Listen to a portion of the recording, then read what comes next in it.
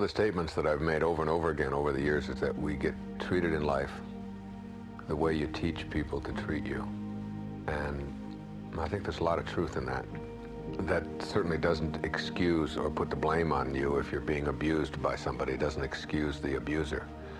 But on the other hand, you have to always look at what have you allowed to transpire. Why have you created a situation in your life where you've allowed this kind of thing to continue?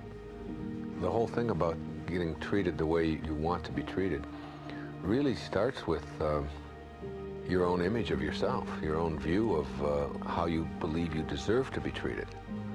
And if you believe that you deserve to be treated in a certain way, you simply don't have any tolerance within you for being treated the opposite way. But even more than that, it's like, what are your expectations for how you'll be treated, and how do you see the world?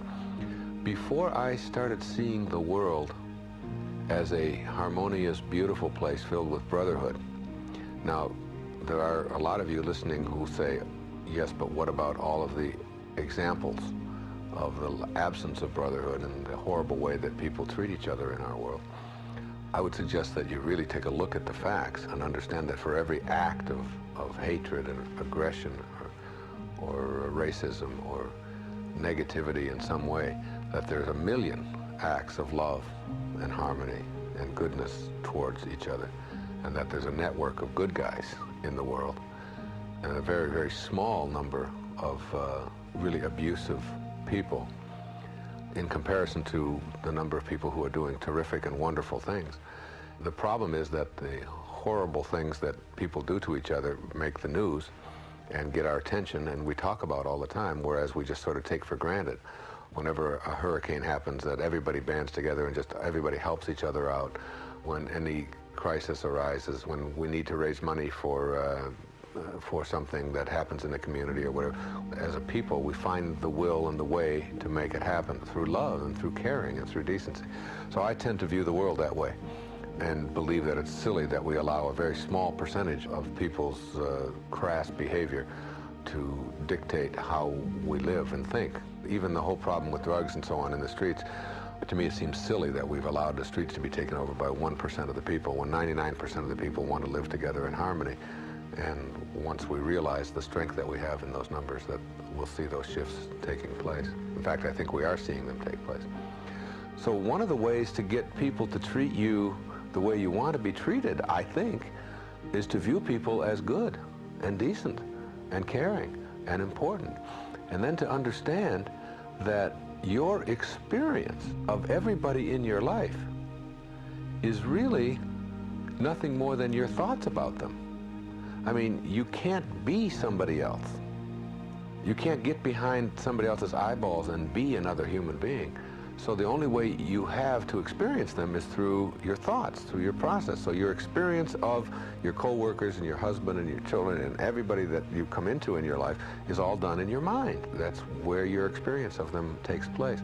And if in your mind, which is your corner of freedom to have and to think any way that you want to, if in that mind of yours, you tend to view people as good rather than as evil, you tend to see the positiveness in life rather than being focused on the minority, the tiny, tiny percentage of negativity that's in the world, you're going to almost create that with your expectation. At least that's been my experience.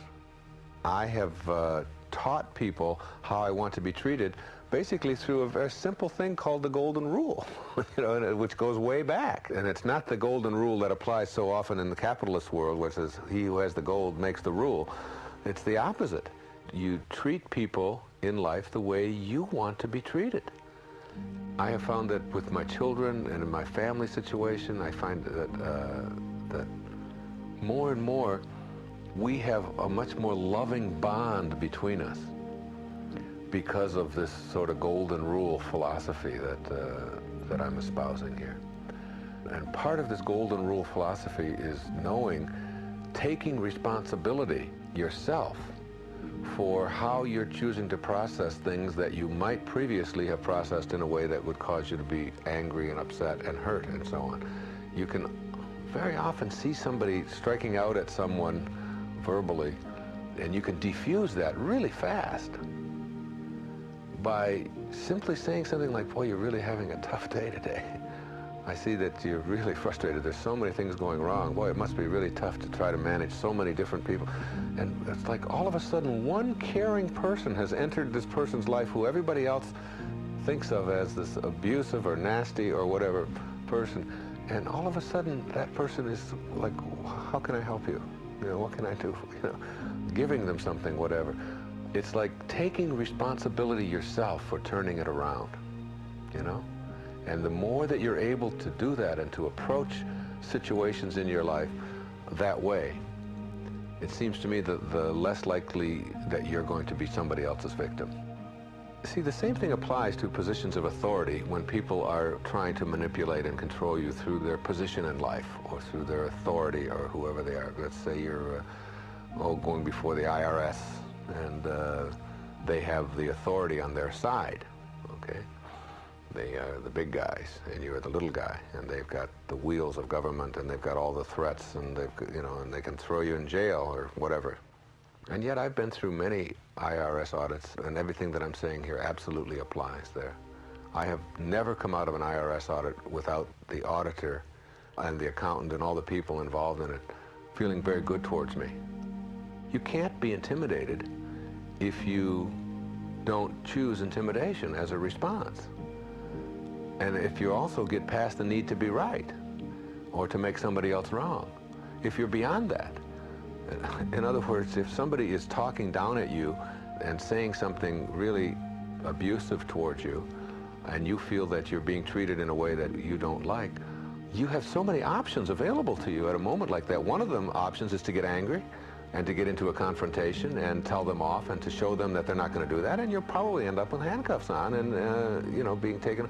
There's another possibility that's like to understand the reality of the situation that you're in, that this has nothing to do with you. This isn't who I am. I am not a speeder. That isn't my role in life.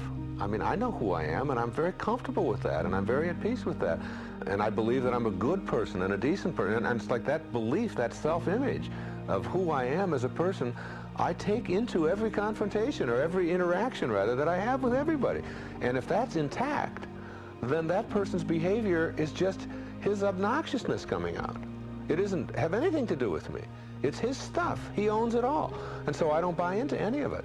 Instead of responding with sir, I have the, you have no right to talk to me like that, I will respond with making it clear that this isn't my stuff. In other words, if you're talking, you know, real abusive at me, my response would be, wow, you're really having a tough day. You know, I was just maybe going over the speed limit, and you know, but you see, I don't expect that. When I get pulled over, when I'm in a position of authority, when I'm applying for my driver's license, or when I'm in a bank, or when I'm dealing with, you know, somebody at a government office or an IRS thing or a police officer or whatever, I don't go into it making it a contest. It's never a contest. See, I'm not in a contest in life. I'm not in competition with anyone. I'm absolutely at peace and comfortable with who I am as a human being. And I bring that to those encounters. And when you bring that to those encounters, you get people who mellow out real fast and who are really decent to you. I can't tell you how many times I've been upgraded to first class on an airplane just because I've been nice to somebody, because I've done something where I've seen a situation that could become very volatile, and I diffuse it with just an act of caring, with an act of decency. And boom, all of a sudden I've got somebody who was an extremely abusive person very much on my side. This past summer, a man said some things to my daughter and a couple of her little friends, and they're only 7 years old. And he said from what they said, some very nasty things. I went down to see who this person was, a great big bruiser of a guy with a couple of tattoos on, a real stereotype of what you would expect. And I just started talking to him, and it turns out this guy was really a very gentle, really nice, terrific person. We became friends. We played tennis together over the summer and so on. And the kids had, you know, he had lost his temper in a split second because they were splashing and actually doing some things that they were in a place that they didn't even belong. And he apologized. He said, yeah, he said, I raised my voice. He said, I just lost my temper for a second, but he said, I didn't mean it. He said, I got kids of my own, I know. And it was like, instead of going down there with fire in my eyes and creating an enemy, I go into a situation like that looking for a friend and thinking that everybody that's out there has this potential. And this doesn't mean that you go through life being wishy-washy and being abused and so on. What you're doing is you're avoiding the abuse. Most of the abuse and the victimization and the stuff that haunts so many people in their lives comes from their need to be right and to make the other person wrong. Years and years ago, I was a teacher at a school in Detroit, Pershing High School. This was now 1965, 66. I was 26 or 27 years old. And I was just a substitute teacher in the building, what they call a resource teacher. And I was working in the same building every day. They had 128 teachers in the building, so there would always be one or two absent, and I was like a permanent sub. And the theory was that you would get to know the student body and so on by being in the same school. Only one day I'd be teaching math, the next day I'd be in the gym, the next day I'd be a counselor, the next day I would be teaching home ec, and whatever. And this is what I did in that school. I did it for a couple of years while I worked on my master's degree, and it was an integrated school. And if you remember back in those days, this was in Detroit, and they were having riots back in 1967. In fact, my daughter Tracy was born during those riots. And a lot of the students had walked out of, a lot of the black students had walked out of quite a few of the schools, particularly in the very inner city. This was sort of a semi-inner city school. I'd say it was about 30% white and 70% black. Well, the black students at the school, at Pershing, were talking about walking out. They were going to have a demonstration, and they were going to have this, and they were going to, they were going to get very violent and so on. And the principal was going to have to deal with this situation. It was going on all over the city. And in some of the schools, particularly in the very inner city, I think it was Northwestern and Central High School and so on, they had some pretty violent activities taking place, and the students were walking out, and there was threats and going on and so on. But Pershing had always been a school that had prided itself on its harmony, its racial harmony in the community and so on. And it was an integrated community, and it was really a wonderful place to work. It was one of my greatest joys, was being at that school during those years. The principal knew enough not to go in there and talk to all of the students, because he was the authority figure in the school, the principal, and the principal's going to go in and make demands and so on.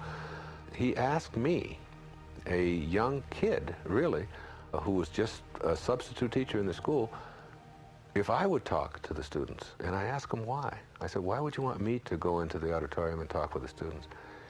And he said, because you have a calmness and you have the respect of all of the people in the school. And this was as a young man. I'm not saying this bragging or to toot my own horn. When I walked into that auditorium and talked with the students, with the president of the student body, whose name was Joe Briscoe, who was a young black kid there and an athlete and a very fine young man, and we stood up on that stage and we talked to them, it became very calm in there. In the face of something that could have turned into something really ugly and really, it's like Pershing became one of the schools that worked at solidarity, at building a sense of caring and harmony. And it was all done through not making anybody else wrong. As we talked and the students aired their grievances and talked and so on, it was like nobody was wrong, nobody was right, nobody was in positions of authority. You can do that any place in your life you want to. If you've got that inner calmness and that serenity about yourself, you can take virtually any situation and turn it into something that you want it to become. And you can do that in your home, you can do that in your family, you can do that in your business. And it always depends on how do I feel about myself, what do I think I deserve, and how can I radiate outward what it is that I have inside. And if what I have inside is harmony and peace and love and divineness, if I have that inside, then that's what I'll have to give away. If I have anger and hostility and hatred inside, then that's exactly what I'll have to give away, and that's how I'll get treated. But there's another kind of freedom other than just the freedom to express yourself and the freedom to vote and things like that. And that's the freedom that comes from knowing how to really enjoy your own life and all that your life is. And this is a freedom that can never be taken away from you, even in the worst of circumstances, even by putting you into a jail cell.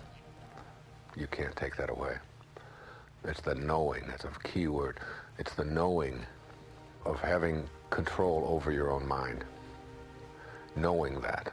It isn't just that you read it or you listen to me say it or whatever, but that you develop this powerful awareness that I truly am in charge of of all that I am as a human being. And like once you get that knowingness, that it isn't circumstances and that it isn't the terrible things in life or the things that we've judged to be terrible that make our lives what they are or what they are not. It is how we process them. It is thinking that makes it so, as Shakespeare said. Then freedom is yours. It's yours to use at any time that you want to use it. Happiness and enjoyment are not things that you get out of life. They're not rewards that come to you. They're not something that is going to be the result of you behaving in a certain way or living a certain lifestyle. Happiness and enjoyment are inner processes, and they are what you bring to life. They are yours, and yours alone, to have at any time that you want to have them. And no matter what the circumstance that you can think of, no matter how bad it may seem for you, you always have this corner of freedom to choose to process it the way that you want to. And so happiness or fulfillment or enjoyment or whatever, if you get nothing else, get this really clear for yourself, that they have nothing to do with the circumstances of your life. It's not relevant. It's not even an issue that you ought to be bringing up. Over and over you'll hear, yeah, it's easy for you to say that you can be happy because, and then they'll list all the reasons why somebody else can, and then to come up with, these are all the reasons why I can't be happy. And this list will be very, very long indeed. Never ever once saying, well, the reason that I am not happy is because I don't bring happiness to what I'm doing. It's because I'm looking for happiness as some external thing that is going to come to me. It's like what Ike says, there is no way to happiness. Happiness is the way. And happiness is the way is something that some people have all of their lives. It's something that I have had as long as I can remember, and it's the thing that I can remember my mother tells me about when I was an infant, before I was, when I was just like 2 years old, before we were moved away for a while, and when we came back, and throughout all of my teen years and so on, that I was always someone who knew how to make other people laugh and how to enjoy life, and would always look at the bright side of things rather than the negative side. It's just, and I think back to what I was talking about earlier about purpose and discovering that purpose. And once you discover that purpose for yourself, in the process of meditating and going within, I have discovered what my real purpose is a peaceful purpose. If you believe in the concept of eternity, then you believe in it for yourself. And if you believe in a concept of eternity, then you believe you don't believe in beginnings and you don't believe in ends. You believe somewhere, in some dimension, somehow, there's an infiniteness to all of this. And if that's the case, then you look at your own life as like a parenthesis in eternity.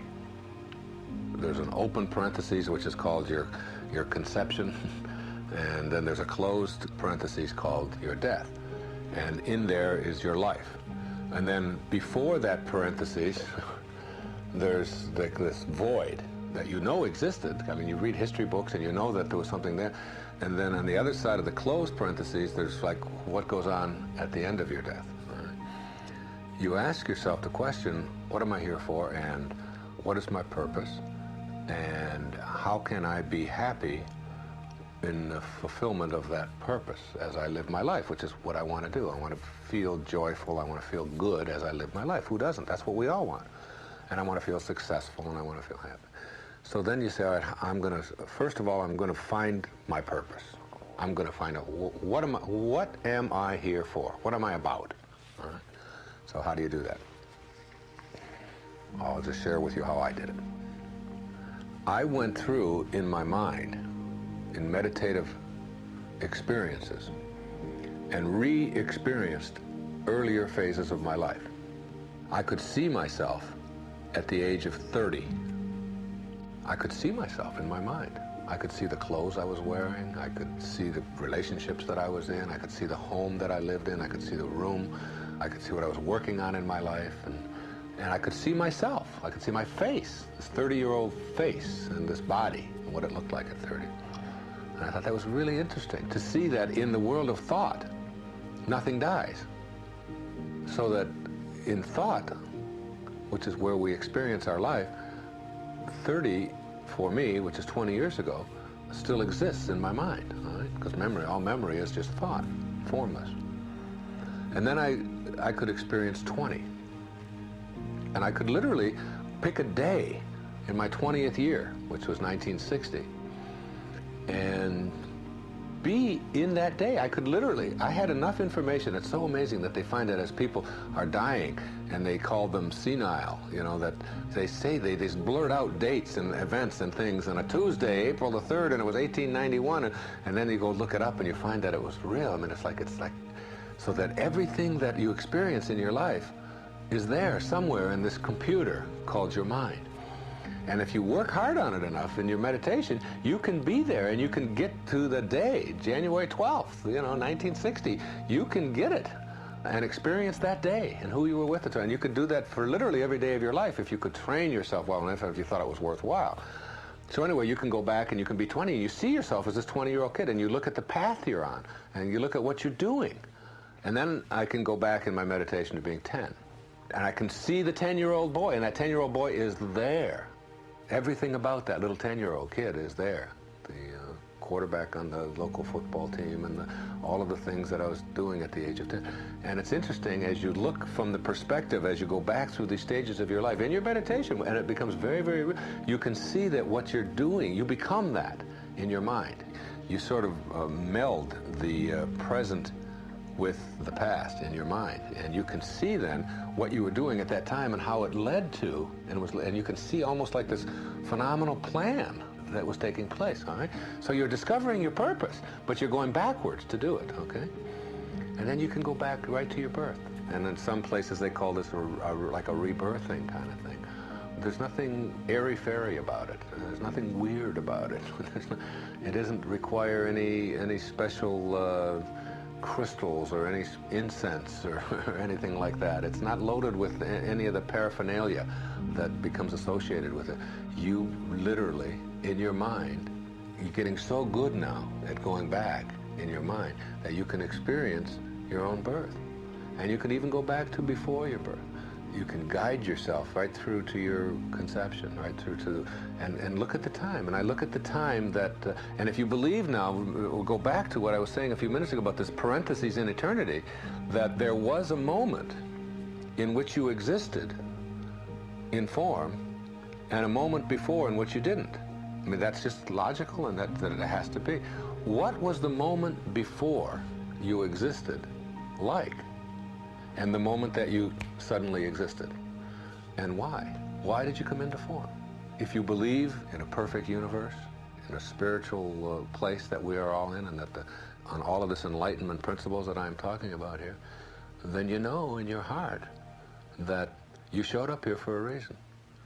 Okay, so now it's like I'm doing this in a few minutes, whereas we're talking about over a period of months that I went through this thing in my life, where into my mind I kept going back and discovering that I had a role in all of this. If there was a moment in with my conception and a moment before that, and if I had any voice in that as a formless being, then coming in now at this time has nothing to do with any accident. It has to do with part of God's plan, whatever, which I am a part of. And so here I am on purpose now. And if my purpose is about peace, and about loving and giving and sharing, if that's what I'm here for, and my whole life as it has unfolded, I've had a lot of lessons to learn about not doing that in some relationships, and then getting out of that relationship and then doing it in the next one, and it's like the whole business of not failing but producing results and so on. So that I've gotten to the point now where I can see this whole panorama of a life from beginning sometime in 1939 and up until now. And I ask myself the question always now, am I on purpose or am I on outcome? Okay? And there's a big, big difference between the two. Being on outcome is always about unhappiness and a lack of fulfillment and a lack of success. It's always about, where am I going? What's in it for me? What am I going to get out of it? What are my rewards going to be? How much am I going to make? How am I going to do? How are other people going to see me? It's about outcome. It's about winning the match rather than being in it. It's about trying and not arriving, striving and not arriving. It's about all kinds of stuff which keeps me out of the moment and into some future moment which I can't live now, and always about some kind of how it is for me. But then I remember my purpose. And my purpose has nothing to do with outcome. So I try to get my life back on purpose. Now, if whoever you are, if you can get your life on purpose, that is, I believe in my soul, I mean, the deepest part of me believes that you cannot fulfill yourself other than through service to others. That you are not here to get, you are here to give. It's the only thing you can do is give. You can't get anything. You can't hold on to it, you can't keep it, you can't take anything with you. The only thing you do in your parentheses in eternity is to give. You can give away what you are. And so as I stay on purpose, I'm always happy. And if you know that your purpose is to love and to give and to serve and to share and to be in harmony and peace, and that's what I think it's about, that's what I think the human story is about, then as long as you are there, you can assess virtually everything you're doing in that context. Am I on purpose? Am I on purpose? And when you're not on purpose, when you're off of purpose, you will find your blood pressure going up, you will find yourself frustrated, you'll find yourself anguished, you'll find yourself at pain. But when you're on purpose, time will have no meaning. There is no time. Everything is glorious, everything is fulfilled. It's like being in a beautiful dream. It's like being in a garden, and everything is just absolutely magnificent, and not waking up from that. So like, get your life on purpose, and you'll find that happiness won't be a question you'll ever ask yourself about again. You can assess virtually all of your unhappiness in terms of your inability to stay on purpose.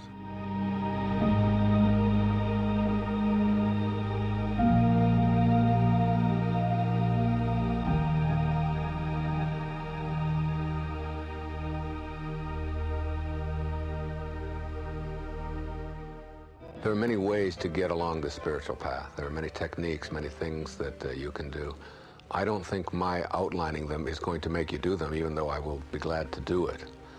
What will do it for you is that satori, it's that awakening, that once you go through the gate, once you see yourself with these signs of transformation and moving in this new direction, you'll see your quest for inner peace move from being a quest to being a reality, and you'll find yourself doing some of the following things.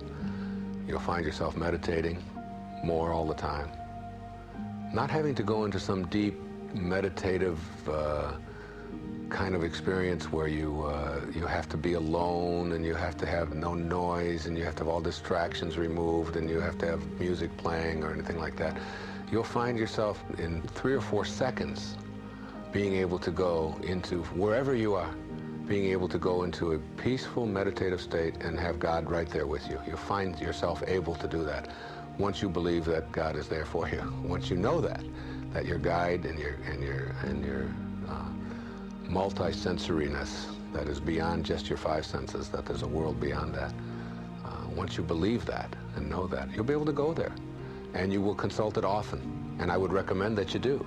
Do it in the middle of a meeting. Excuse yourself and just go to the bathroom, and just go find a place that you can sit down for a few minutes and watch your breathing and close your eyes. Regroup yourself and get yourself very, very peaceful. Sometimes people will call me on the telephone right in the middle of when I'm doing this at my office. I'll just stop in the middle of whatever it is that I'm doing, and they'll call and say, "Wow, what were you doing? Were you sleeping?" I'll say, "No, I wasn't sleeping. I was just meditating." And I'll be very, very, there's no stress in your voice at all. You know, you can go there at any time. It's like learning to be quietly in a room alone, learning to allow yourself the serenity of doing that. You can also, with the people that you love, just have quiet time together. Instead of having a television on, you can just hold each other for, even if it's only for 5 minutes time. Just put your arms around the person that you love and just hold them and tell them that you love them and that you're glad that they're in your life. That's a powerful little thing to do. With your children, you can just hold their hand for a few minutes and squeeze them real hard and tell them how great they are, or go for a little walk with them, or go look at a flower with them.